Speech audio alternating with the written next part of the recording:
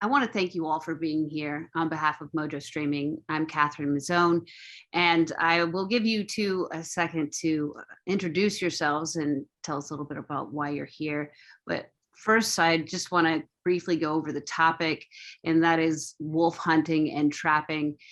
There's been a lot of discussion because of new legislation, and now there's a public comment period open through Fish, Wildlife, and Parks in Montana. Jocelyn, you can go first, please. Perfect. Little elevator pitch. I'm Jocelyn Leroux. I am the Washington and Montana director with Western Watersheds project. I am based in Missoula, Montana. I've lived here for about a year and a half. Been with WWP for about 2 years. As far as the wolf issue goes, I have been interested and fascinated by wolves for pretty much my entire life, but I have not really done anything professionally working on wolves until starting with WWP. And then last year's Montana legislative session is when I really got into the issue with, as you mentioned, a lot of those new laws that got passed are really terrible for wolves in the state and throughout the Northern Rocky Mountains. And so I've been working pretty hard. I helped draft a petition that we submitted to the U.S. Fish and Wildlife Service to relist wolves, and that's what they are reviewing currently. And been involved with the FWP decision making. As you mentioned, there's comment period for the U.S. Fish and Wildlife Service that closes. I think they said everything by February is the most useful. And today, actually, Fish, Wildlife, and Parks in Montana is having a meeting to discuss the closure of Region 3 hunting. Roger, tell us a little bit about yourself. Well, Roger Dobson. I'm Director of Tribal Cultural Resources and President for Protect the Wolves. We've been at this since 2001, probably. In 2017, we submitted a proposed SRPZ, a Sacred Resource Protection Zone, surrounding national parks to Wyoming Game and Fish, to Idaho Fish and Game, to Montana Game and Fish. And they pretty much looked at it with zero looks, fell on deaf ears. The definition of insanity is those that continue to try to do the same thing over and over again, and we feel it's time to start changing that. There's been a lot of nonprofits that have attempted to propose a buffer zone around national parks. However, Montana, for one state, it's already come up with legislation that's against it. So we're bringing a different angle that, for no better reason, the large nonprofits don't want to support because they don't have the same standing that we do. I think it's important that we do have a voice from Indigenous people. I mean, water's already been proven to be sacred. I mean, it's already considered sacred by First Nations individuals. And there's already case law supporting the fact that it originated from tribal lands, tribal sacred lands, and wolves like grizzly bears or buffalo should come under those very same protections. And Stephen, I'm going to ask you just to, again, give me a little brief summary about yourself. Stephen Capra, Executive Director of Footloose Montana. I formerly was the Executive Director of New Mexico Wilderness Alliance, and in that role got 2 national monuments created, 3 wilderness areas. And I, in my younger years, walked from Mexico to Canada to raise awareness for the Arctic National Wildlife Refuge and gave talks across the Continental Divide. We also have someone else who's not really joining us today, but whom I spoke to yesterday, and that's Representative Fielder. I got a bachelor's degree in fisheries and a master's degree in wildlife, and I was hired originally by the Washington Department of Fish and Wildlife.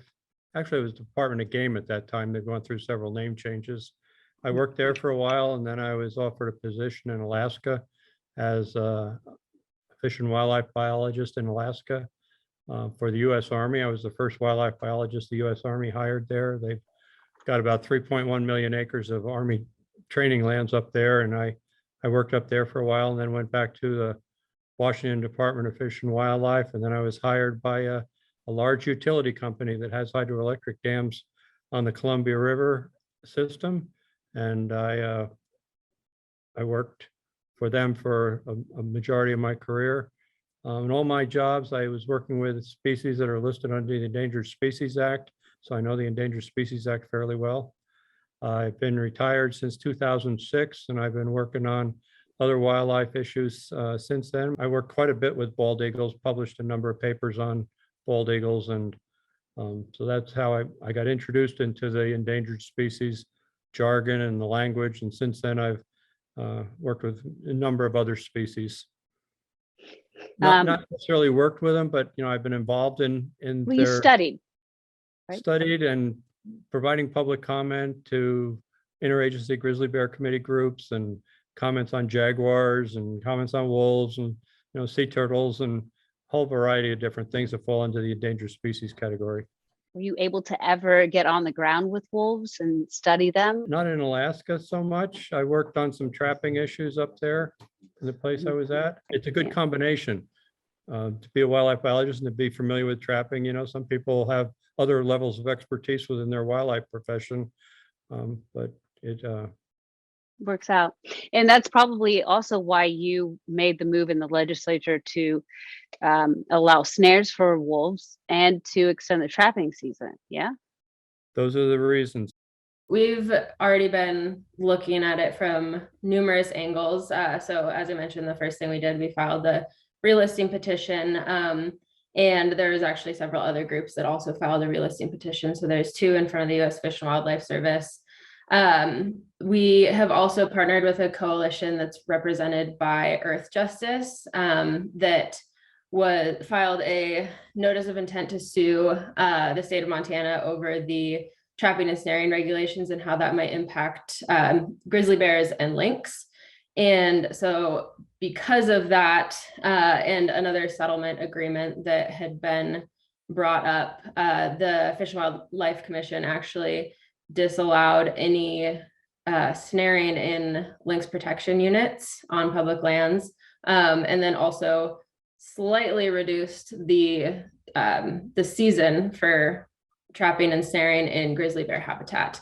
It's still not enough, obviously, but it was a good step to reduce some trapping and snaring in some areas of the state. And so we're still looking at other options. The state of Idaho, for example, did not respond to the notice of intent to sue for that same reason. And so that lawsuit is still going forward. Another thing that could be doing, as I don't know if you read the piece that Roger and I recently submitted to several papers, there's the potential, there's the Bald and Golden Eagle Protection Act that prohibits the hunting, possession, or sale of bald or golden eagles, except for Native American religious reasons. And so Congress could pass a bill for wolves modeled after that act. And that's something that we're advocating for in different circles as well. There's a lot of different angles to move forward. Strong advocacy, showing up, submitting comments on the relisting petition, showing up to FWP meetings. It's kind of pushing from all angles to try to get some of this to be curbed. I think possibly the reason that you're having this interview with me is because people feel that the legislation that was passed in the last legislative session will over-harvest wolves and put them back towards the endangered species list. And I need to point out that as of last night, there were 181 wolves harvested in all of Montana. At the same time, last year, there were 260 wolves harvested. Just because you pass legislation doesn't mean you're going to go out and hunt a wolf or trap a wolf. The best people in Montana, there were 6 people in Montana that were able to harvest 5 wolves last year. A harvest is when you eat something or sell it. So it's usually referred to for, plant agriculture, but you could also use it for elk because you eat elk, you use the animal, but you don't harvest wolves, you kill them.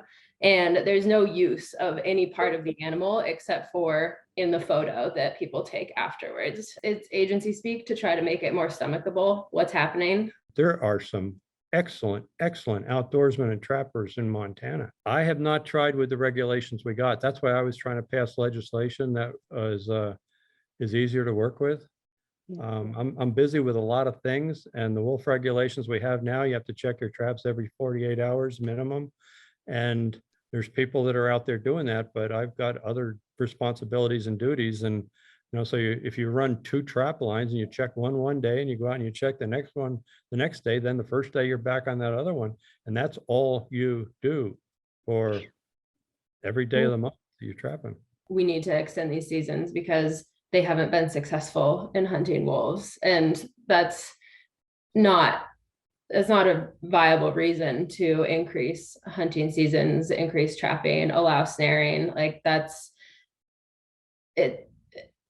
It doesn't make any sense to me that we would make it easier to hunt something just because it's hard to hunt when there's no biological reason to hunt wolves to begin with. Even with the legislation that we passed this last legislative session that everybody's up in arms about, our wolf harvest this year is 30% lower than it was at the same point last year.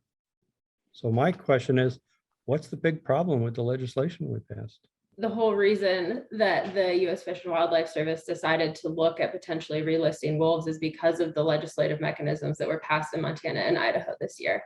And so even if there are slightly fewer wolves that have been killed this year at this point during the season than last year, I don't think that means that this legislation isn't having any impact. Let's remember a couple of things. Number one, trapping season was pushed back 2 weeks this year because of the weather. So they didn't get on the ground when they normally might. Number two, we have a record number of Yellowstone wolves being killed. Part of that probably has to do with the fact that our governor went and killed a Yellowstone wolf. So he inspired people to go kill Yellowstone wolves by his own actions. So we have the killing of these Yellowstone wolves because it's a badge of honor for some of these people in rural communities, in particular in this state, to go and get wolves around Yellowstone. I was looking at the numbers this morning, and according to FWP, there's about 20% of our state's wolves down in Region 3. And so far, as of yesterday, there were 75 of them that were killed. And so that's about 35% of Region 3's wolves that have already been killed at this point in the season. If we have to have 15 breeding pairs in the state and a minimum of 282 wolves, and presently we have 190 packs of wolves and 1,156 wolves in the state of Montana, we are well above that minimum. It's a minimum number of what provides for technically what the Fish and Wildlife Service said is a viable population. Now, what that means is definitely up for debate. A viable population of a top predator on the landscape is one that is filling its original niche and providing the ecosystem services that top predators do. And so that's where a lot of the controversy comes from, is there's a number out there and people that don't want wolves around are saying we have way more than this number. And so why don't we reduce it to that number? Because that's all that we need technically. But that doesn't actually provide a recovered wolf population as a functional population across the entire landscape. If we've got 4 times more wolves than the management plan calls for, that's a problem. Each pup season, out of that pup season, probably 75% of those pups will never make it to 1 to 2 years old. And then past that, there's more dead loss just from interpack, confrontations, etc. They get killed from, a hunt. So we have to realistically put these numbers into perspective from one chosen studyable location with a viable population that grew from 36 to just over 100. But how many years did that take? 1996 to 2020. Okay. So, and then we have to go back and we have to look at the numbers that are coming from states like Montana, Wyoming, and Idaho. They're not giving us an exact count. They're just estimating. How do we know that's really how many we have? Through that IPOM modeling, which is the best tool that they've got. That's what they use to determine if we've got enough breeding pairs and how many wolves we got. And that, I'm not an expert on that model, but it's comprised of a number of different characteristics that they put in there, wolf sightings by hunters during the season, wolves that are collared and they fly around and they find that collared wolf from the air and look at how many wolves are with it in that particular pack. There's all sorts, and there's a whole lot of different methods that they use that they come up with this model. They put all that data from these different sources into that model, and they come up with a number at the end of it. When you kill 210 wolves out of 536 that they claim they had, I don't believe they had that many. Your population isn't going to be allowed to grow that much from year to year, as they're stating, because what are the wolves just magically appearing? I mean, it's just what happens in the wild. I live in the middle of a wolf area. I live in the region 1 of northwestern Montana. Montana is divided into 7 administrative regions, and region 1 where I live has 45% of the wolves in Montana in that region. I'm a hunter and I'm a trapper there, and wolves are very common. When I go out, I see wolf tracks in the drainages where I'm hunting or trapping. The sportsmen in that area, they are worried that we're losing our deer and our elk populations, and we've got a lot of predators out there, and wolves are one of the big predators that have really increased an awful lot in northwestern Montana, and they wanted legislation that would help reduce the wolf population back to the manageable numbers. There's no evidence that supports that wolves are the cause of that. And there might be a few small areas where there's fewer elk, but it's a combination of factors with weather, severity of winters, fire, hunting pressures, and it can't be directed specifically to wolves. From my understanding, first of all, that part of the state, the forest has matured in the last 50 years. So it's taken away a lot of the open space they may have had at one time for hunting. I don't have the numbers right in front of me right now, but if you go by decades, this past year, I think there were about 1,100 elk harvested in my area. 10 years ago, it was about 1,500 elk, and about 10 years before that, it was about 1,800 elk. So elk harvest has gone down, what's that, almost 2/3, well, about 40%. And what's been the big change? We've got wolves in the area now. Elk harvest has gone down almost 2/3, 40%. That's completely ridiculous. They have more shoulder seasons here than they've ever had before, and that's because they can't kill enough elk to meet the quotas they're trying to get to. We don't have elk up high elevations in northwestern Montana as much as we used to, because the wolves drive them down. The elk are more safe in my backyard than they are up on the top of the mountain. There's plenty of elk, but elk are moving onto private lands more and more. And there's less opportunity for hunters on public lands. And what our governor is doing very decisively is trying to privatize wildlife. I live in a rural area. There's not a stoplight in the county I live in. Thompson Falls, Montana, it relies a lot in the fall on hunters that come in and stay in the motels, eat in the restaurants, and the outfitting businesses. They're employing a lot of the local people that's their livelihood. And when they can't get enough clients, then those people go out of business. Do you think that it's having an impact on the economy? I think it has a huge impact on the economy, and it will have an even larger impact on their local economies when the real word gets out about what it is that they're doing to wolves surrounding national parks. I mean, Yellowstone National Park, according to Yellowstone, the National Park Service, contributed over $560 million in 2020 to local area businesses, supported over 234,000 jobs nationwide. We visit Yellowstone National Park every pup season. And my first question to visitors is, why did you come to the park? Well, we came to the park to see wolves. And that's their first answer. It's not grizzly bears, it's not elk, it's not moose, it's wolves. So, I mean, they need to focus on, what's really sustaining their local income levels. Why don't they just do wolf hunts? Wolves are darn hard to hunt. There's not a market for it, I would say, and not a viable market compared to deer and elk. People come to Montana and they want to hunt elk and deer, especially in the area I live. In the area I live, a lot of people feed their families with what they hunt. I hunt for food. I haven't shot an antlered elk in quite a few years. There are outfitters that are trapping wolves and charging clients $5,000 to come and shoot them in a trap. Most wolves just bow their head. They don't even fight. They know what's happened. And it's a tragedy. It's an absolute tragedy in this day and time that someone that malicious is allowed to go and talk as though he's a scientist. He's not a scientist. He's a despicable human being. You're catching the animal so you can dispose of it, right? We don't have traps that immediately kill wolves. So that's how we trap them.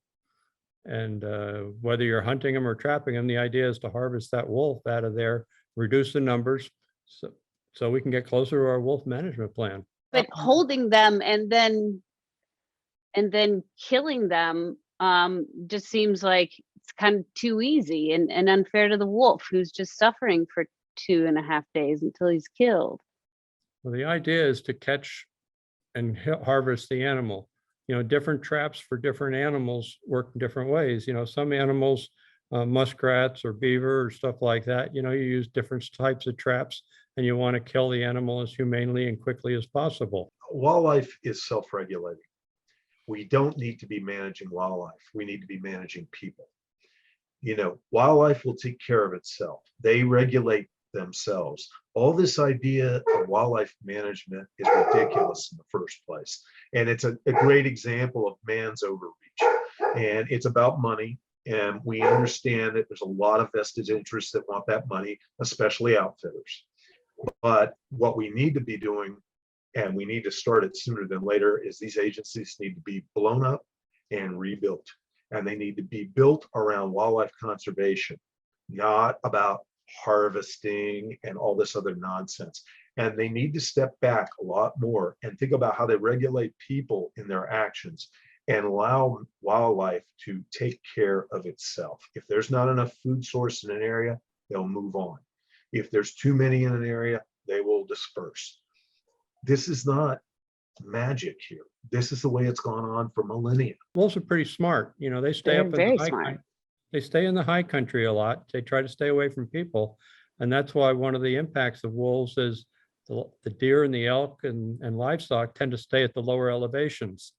With one of the problems with livestock loss is not just necessarily the wolves killing livestock, cows and sheep and goats and horses and stuff, but they cause the stress to those animals, so that the wolves are driving those animals down, so they don't use all of the range that's available to them. They're short playing it. They're playing into basically the hands of livestock producers around the country.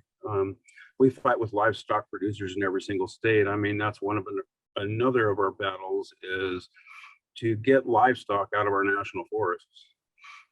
Those national forests belong to you and I and the public and our children. I mean, technically, they're just our children's resources. We do nothing more than borrow those resources from our children.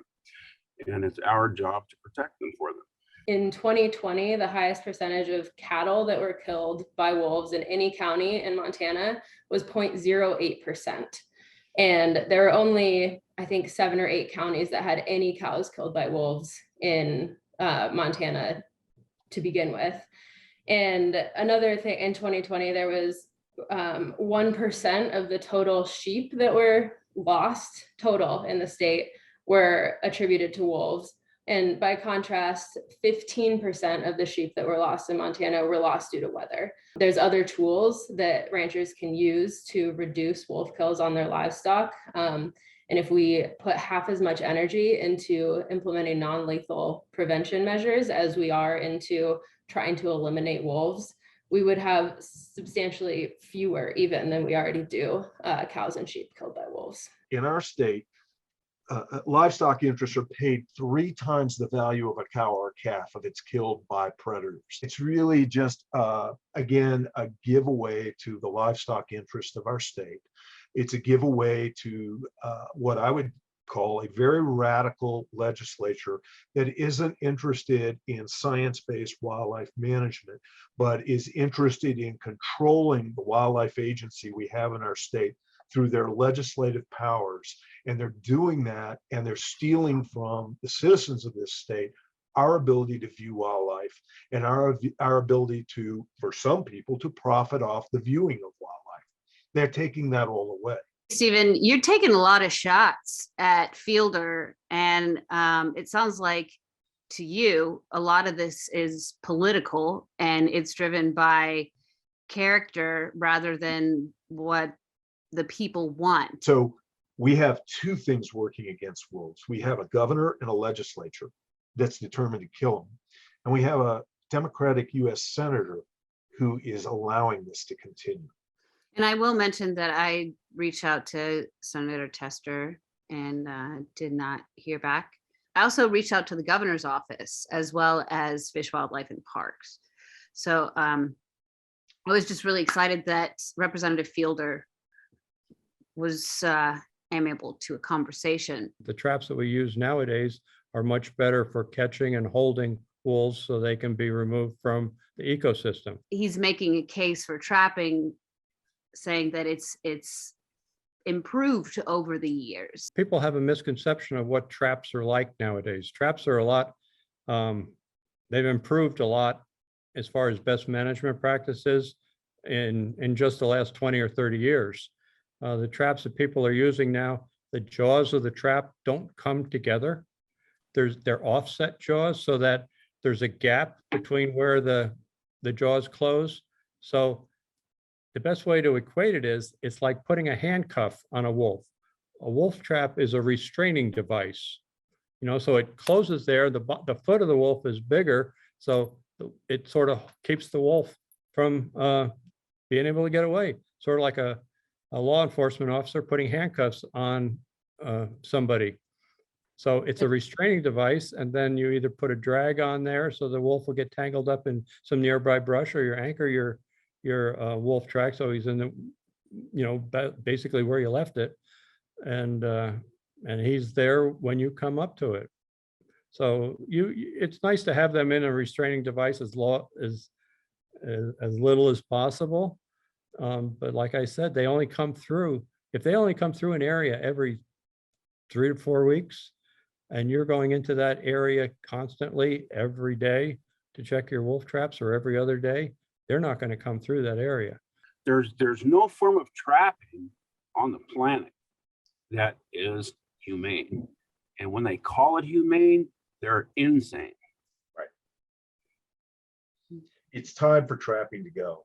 This is a relic of a century ago. There's no reason for it. It's inhumane. We know now that animals feel pain. We know they suffer.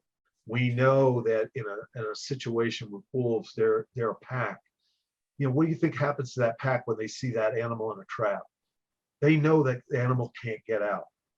These animals have feelings. They have emotions. You're destroying it. It's so sick. So what would you suggest that folks do who want to take action on this? I think that all energy has to focus on John Tester. I think Tester is the issue that has to be broken in this situation. Submit comments to the U.S. Fish and Wildlife Service about why wolves need to be relisted. Talk to anybody that you can about specific information that you can find about what's happening in Idaho and Montana this year and why wolves deserve to be relisted.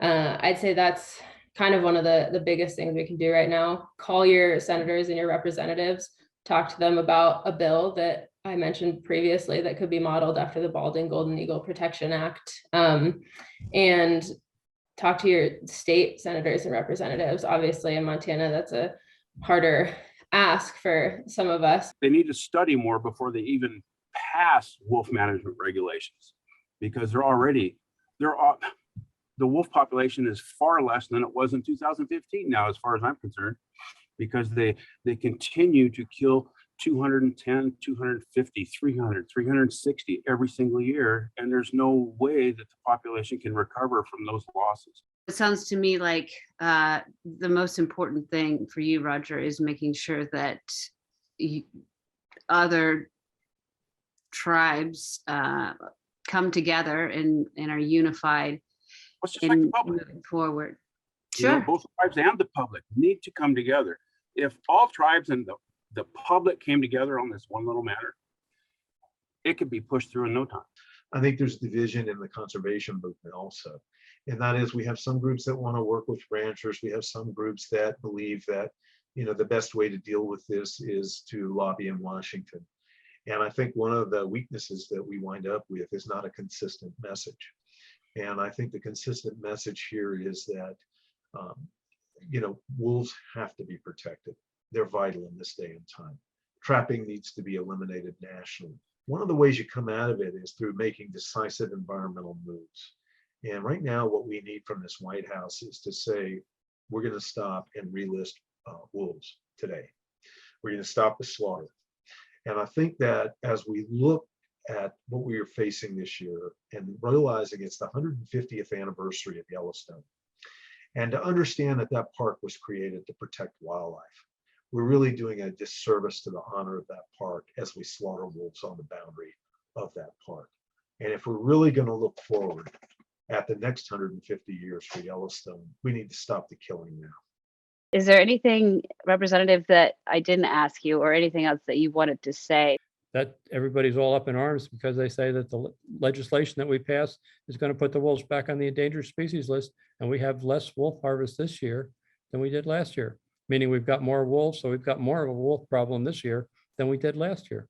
Thanks so much, Representative. Jocelyn, I really appreciate your time. Stephen, Roger, thank you both so much for taking the time to speak with me. And we encourage anyone who's watching, and you too as well, to subscribe to MojoStreaming.com for more interviews and panel discussions like this one. And I also wanted to mention, since this is not live, I will probably be inviting you both back for a Q&A that we'll be planning in the future.